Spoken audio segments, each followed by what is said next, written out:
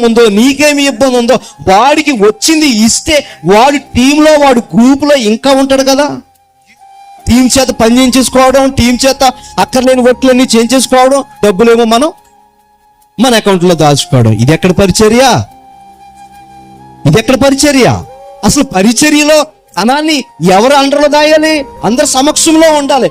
ఇప్పుడు ధనం పేరట, పరిచర్య పేరట ఇప్పుడు ఏం జరుగుతున్నాయి?